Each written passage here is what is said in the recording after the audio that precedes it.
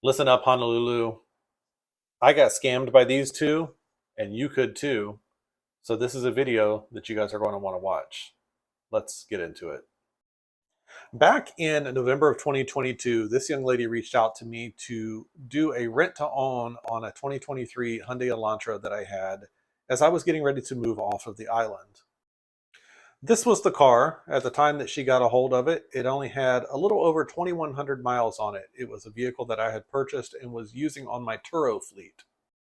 Now, when I got the car back on the 24th of this month, it was damaged here and here. The back seats look like this. More of the back seat, more of the vehicle, more of the back seat, front passenger side floorboard. And here is her smug reaction when she was handing the key back. Mind you, she's driving a Tesla Model 3 now. So story time. So I did a rent to own on this vehicle with her. She was supposed to be making payments of $614 a month on the car. She had really horrible credit. She couldn't get financed anywhere else. She didn't have job history, yada yada yada. When I did the rent to own on the vehicle to her, she seemed like a very nice individual. As soon as I left the island, I started having issues with her paying on time or paying at all. Finally, because I have a lot of law enforcement friends that live there on island and a lot of military friends, I started reaching out to them and they started helping me out with getting paid. And so I started finally getting some of my payments. Well, fast forward to June 2nd of 2024, when she sent me a text message saying that she had stolen $2,700 out of the safe of her employer, Dr. Park. She even went as far as sending me this picture of the wadded up cash, and I have all the text messages. So I reached out to, and I found out after the fact that she'd had the car, that she was on felony probation for fraud and credit card fraud and theft and so forth and so on. Come to find out, she had stolen a credit card from her previous employer where she was a caregiver, which is what she was doing with Dr. Park. His wife has MS. And she had stolen the credit card and went to Macy's and many other retail establishments there in Honolulu and ran up thousands of dollars in debt. Don't believe me? Here you go. Here is her court record. There's more of it. There's more of it. There's more of it.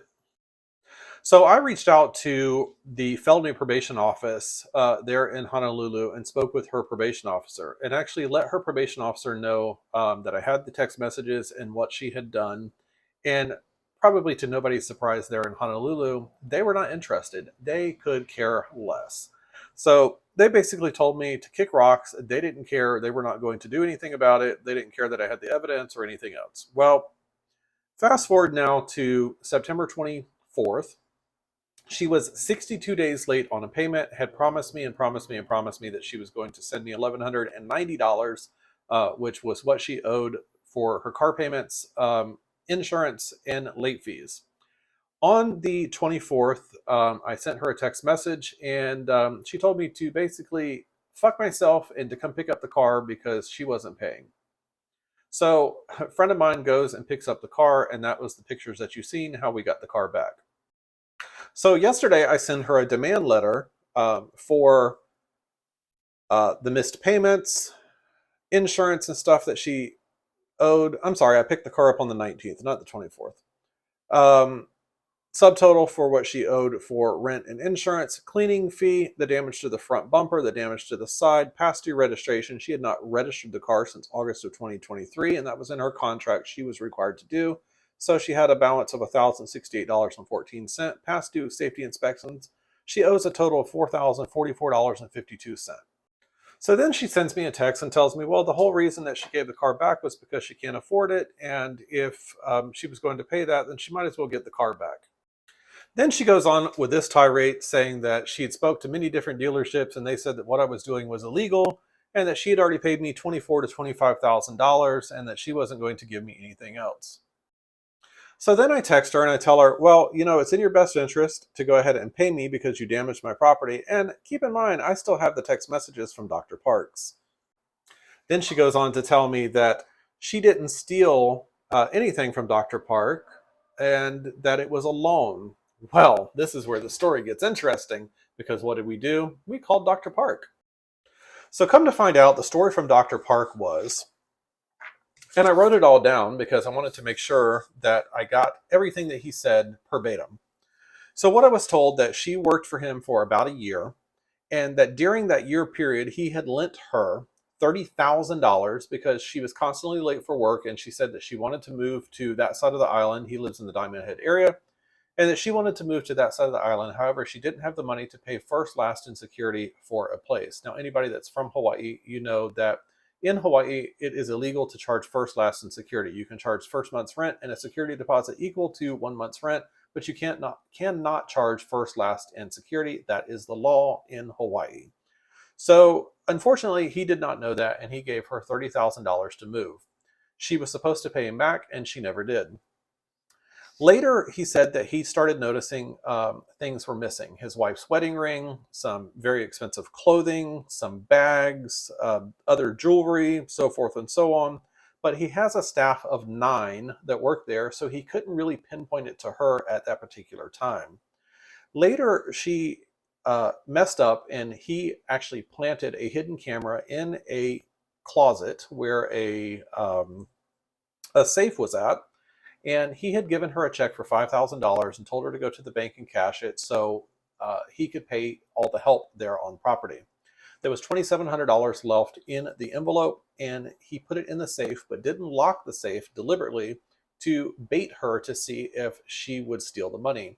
He had a camera in there and actually caught her. She went in and stole the money, and that was the text that she sent me bragging about having all this cash in her purse.